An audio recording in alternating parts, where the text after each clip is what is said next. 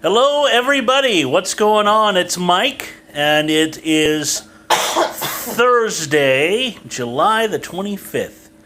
So, full disclosure, I was going to do a live broadcast today, but I learned that I don't meet the minimum eligibility requirements to do so from a phone.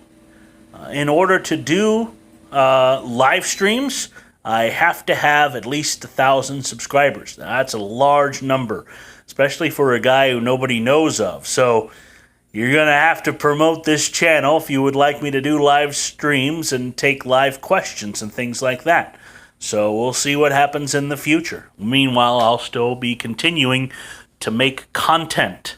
And today, I'm going to talk about some stuff that's a little serious, and it's can be difficult for me to talk about, but I'm going to do my very best. So, I was 3 weeks and 4 days late being born. I know that because I calculated the distance between the dates. See, my mom told me years ago when I was a kid that I was originally due to be born on October the 8th, 1977.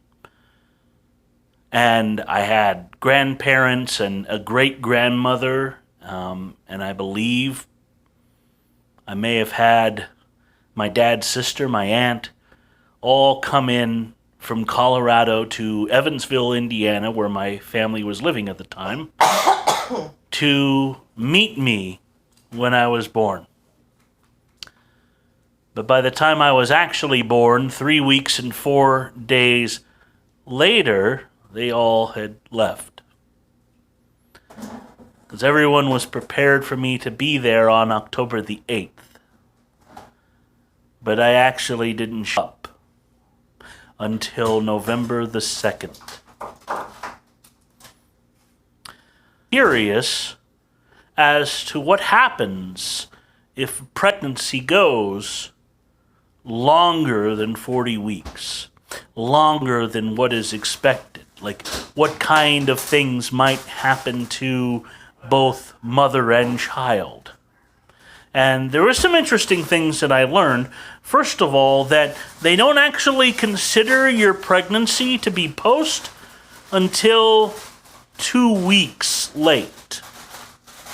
So even by those conservative standards, I still showed up 10 days late.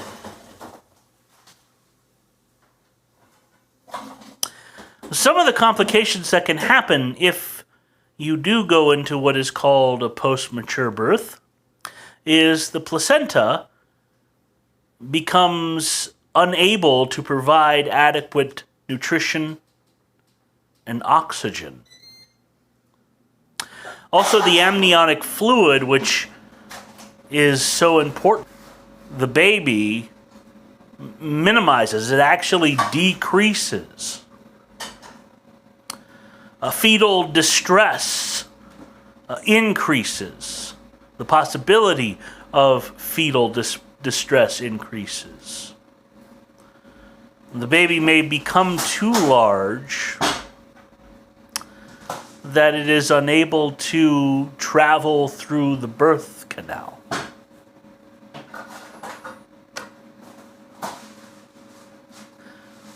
When I was born, I was a hefty 9 pounds. Now, usually when I tell this story, I've gotten the same response many times. Your poor mother.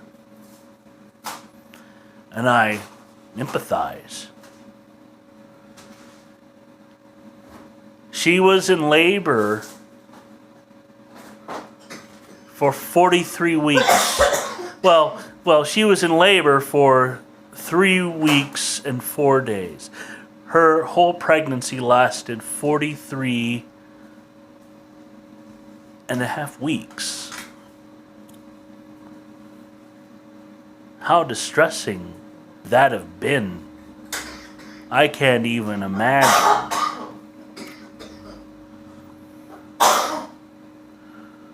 Needless to say, there were complications. We don't know whether or not I was born breech, although the idea has been floated around that it's a possibility that I could have. My mom was pretty out of it when they were actually getting my birth finished and to introduce me to the world. Because I did go for a time, and we don't know exactly how much time, but I did go for a amount of time without proper oxygenation and nutrients. I developed lesions on my brain. And those lesions caused various problems. I have something called praxia, which disallowed me able to move my eyes left and right, so I would move my head to look at things in my peripheral. I also had a condition called strabismus, which I still have to this day. If I try to track my finger, you can notice that my eyes do not work in tandem, which causes problems with depth perception. It also has caused problems with focus. Things that people ask me sometimes, because when this eye floats up into this corner, one of the things that I've always done, especially if I'm trying to look over to my left side, is I cock my head like that. And I have been accused of everything of having Tourette's, or tics, or other disabilities. I was unable to bike without training wheels. Throwing a ball, catching a ball are still things that I'm really not. I can't balance on one foot. Even stepping one foot in front of the other is very difficult for me.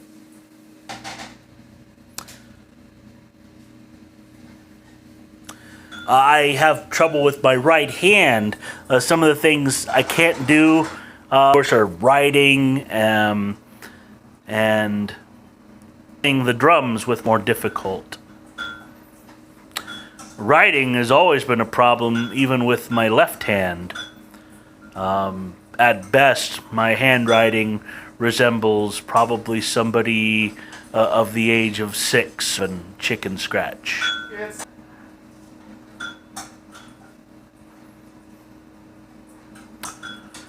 These are some of the realities that I lived as a small child. I was also vocally. My mom tells the story that I started singing before I actually started talking.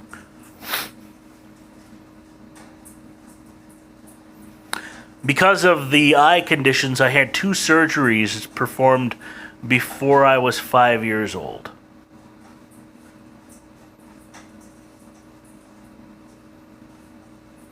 I didn't like to be held. If I was picked up as a child, I would give a fit. My great-grandmother was old school, and she said, babies are to be held, damn it, and this one's going to be no exception. So she held me, and I would cry and squirm, and she still held me. I think that's one of the reasons why I actually don't have a lot of touch now.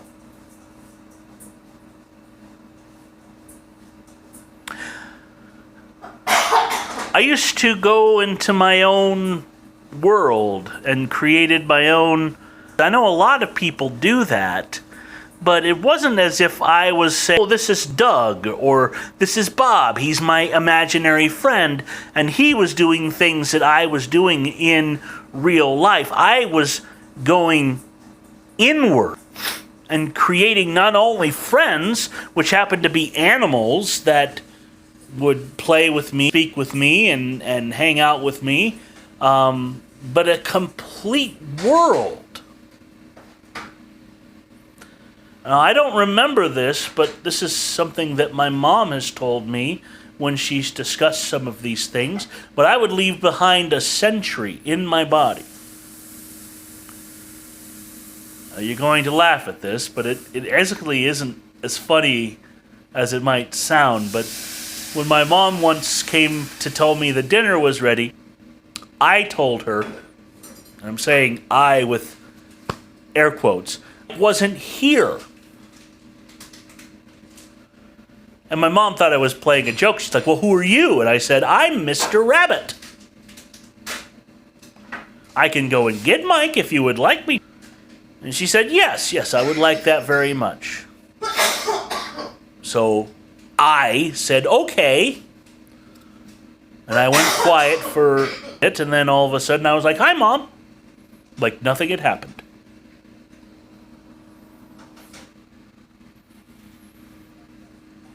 So early on, and we're talking about the early 1980s, child psychologists and therapists had described my particular condition as autistic tendencies. So autism was a very serious diagnosis back in the early 80s. It basically meant that you were A, nonverbal, B, non-responsive to anything that was really going on except for certain stimuli. So, autistic kids, by and large, the only way you could get diagnosed with autism is if you were sitting there rocking by yourself, not speaking, tapping, your arms and rubbing your hands together all the time, not being responsive to anything or anyone. So since I talked, I interact at least a little bit, then I didn't fit the criteria of being autistic, and they really didn't understand what Asperger's was in that day and age. So they said that I had tendencies to be like an autistic person. And so they put me in a special school to be with other children who had mental and physical handicaps. And I went to occupational therapy, and I went to see experts who would do litanies of tests of, we're going to pour all these blocks on the table, you build something out of them, and I wasn't very good at that. I could stack blocks together and stuff, but I couldn't really form walls and corners and things like that. And then they would do locomotive things like lay on your back and like you would with your feet on a bike. That's called locomotion, and I couldn't do that very well either.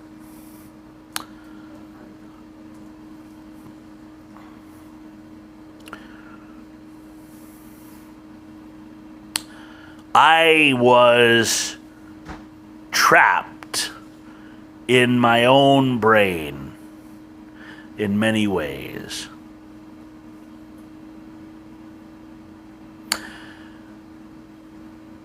But man, I loved music.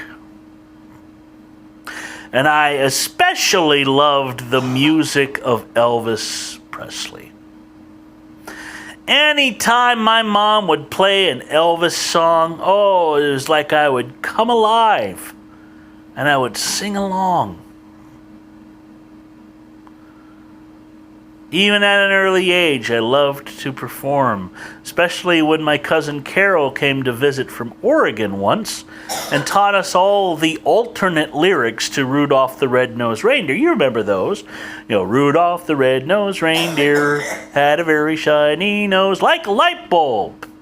That was great until I decided to sing the alternate lyrics at a performance at a McDonald's one year. Man, was I in trouble for that one. So was my mom. Another thing that I had was an amazing memory. Now, since early on, since being a little kid, I had an absolute love of all things Muppet. I watched The Muppet Show. I watched Sesame Street. As soon as we had cable back in the early 80s, I was watching Fraggle Rock. Wembley was my favorite. Loved the Muppets, all the Muppets. Especially loved Big Bird. And I remember one year they were showing Sesame Street and they had one of the local telethons raising money for the local PBS station. And I saw the number flash across my screen. It was a local number. It was a Denver number. We lived in Thornton, so I called it. And I told them that I wanted to speak to Big Bird. And of course, Big Bird wasn't available in Denver, so they gave me the number to the Children's Television Workshop in New York City. I didn't have anything to write with, and I don't know that I could have necessarily written anything anyway, much less read what I wrote. But I memorized the number, and I called the Children's Television Workshop, and when the secretary answered the phone, I again asked to speak to Big Bird. She informed me that everybody was already left for the day. They had gone home. This is how I learned about time zones, by the way, because I didn't understand that it was later in New York than it was there in Denver, Colorado, where it was only like 3 o'clock in the afternoon. And that's when I gave myself away, because I ran upstairs and I was like, Grandma, what are time zones? And my grandmother, of course, wanted to know why I wanted to know. And so did my mom. They had no idea that I had memorized the number for New York City and was calling the Children's Television Workshop to speak to Big Bird. I still wonder what would have happened if Carol Spinney would have picked up that phone. Would he have talked in character, or... I have no idea what would have happened. I think I'll leave you with that today. I've been speaking for just about 20 minutes. Remember, guys, if you have any questions or, thoughts about what I'm doing here with the podcast, please feel free to share them. I would love to hear from you. You can leave a comment here. You can send a message to my inbox here on YouTube. You can also reach me directly at mikewise77@gmail.com. KEWISE77, the numbers, at gmail.com. If you do enjoy what you're seeing here, all I ask is you tell one person about it and have them check out a video, and hopefully they'll subscribe. And before you know it, hey, we'll be up at that 1,000 subscribers before you know it. And I can do live streams, and we can take questions and do all sorts of fun stuff. But until next week, I will see you soon. Take care. Bye.